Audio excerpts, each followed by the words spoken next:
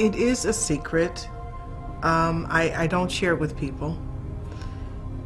When I'm speaking to people, I don't like people standing over me because I'm just thinking that they're looking right at my hair.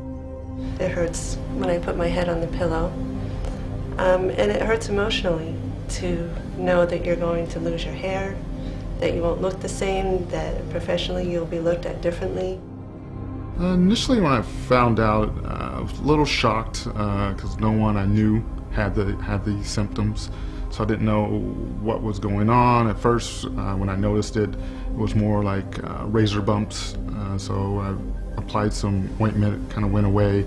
And then a year or so after that, the symptoms started getting progressively worse. So, and I was kind of in shock on how to go about treating it. All of these patients have cicatricial alopecia, a group of rare disorders that permanently destroy the hair follicle. Dr. Vera Price is one of the leading physicians promoting research for these diseases. Cicatricial alopecia represents a group of diseases where the inflammation permanently destroys the hair follicle. Now, the hair follicle is destroyed under the skin, and we call it cicatricial, which means scarring, but we don't see scar on the surface. The scarring is the scarring of the follicles underneath the skin. Cicatricial alopecias occur worldwide in otherwise healthy men and women. They most often start between the ages of 20 and 60, and usually no other family members are affected. Nicole is a mother of two who has been diagnosed with a form of cicatricial alopecia called lichen planopilaris, or LPP.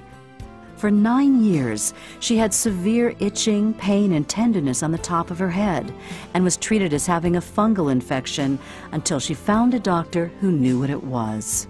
It took a couple of years to really, dawn on me that this wasn't something that was going to just go away on its own.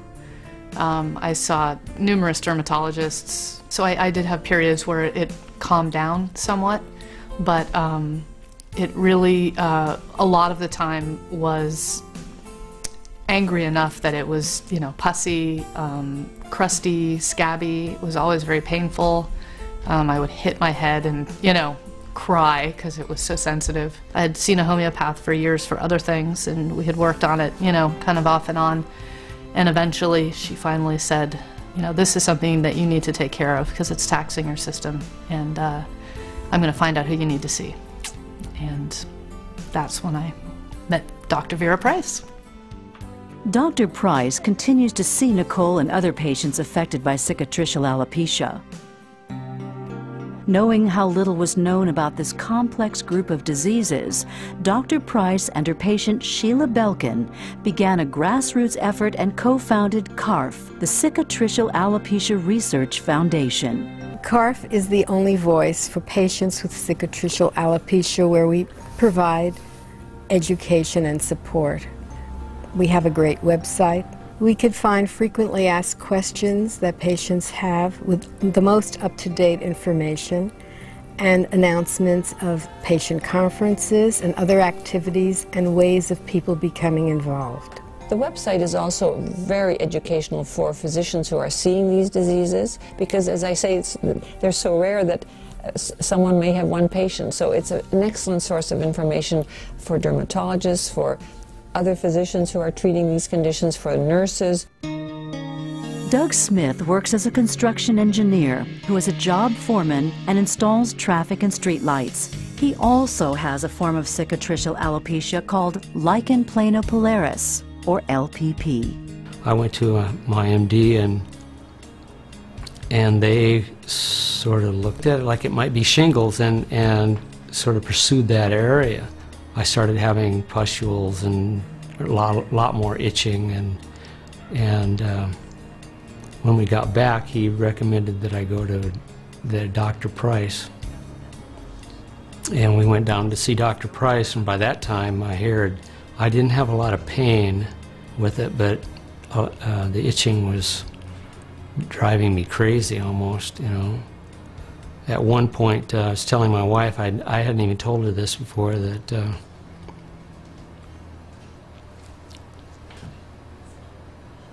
on the way home from work, the itching had got so bad that I pulled off the side of the road on an off-ramp where there was very little traffic, and put the truck in neutral and grabbed hold of the steering wheel and just screamed. It was because it seemed if I itched, it got worse. Anyway, by the time I got to Dr. Price, I felt pretty desperate. After going through the CellCept regimen, I've reached the point where I'm taking no medication for the first time in several years. As you can see with Doug and Nicole, cicatricial alopecias are difficult to treat. Treatments available today don't always turn off the activity. Each person responds differently to each treatment, and even when the itching and pain are controlled and redness and scaling are cleared, the underlying inflammation is not always turned off, and the hair loss may progress. We've reached a point now we realize that we need a tremendous amount of research, and we need molecular research. We need to go beyond the light microscope, and this I think will be very rewarding when we're beginning to understand the different types of cicatricial alopecias and put them into categories which we now can't do other than looking at them. We need to know why are they so different and why do they behave so differently, and there's a tremendous need for funding for research. There still isn't a cure for this physically debilitating and at times psychologically devastating disorder. What's needed is ongoing funding for molecular biologic research and for CARF, which provides education and support to patients and their families. With research comes new specific treatments and ultimately their prevention. For more information about CARF, visit the CARF International website at www.carfintl.org.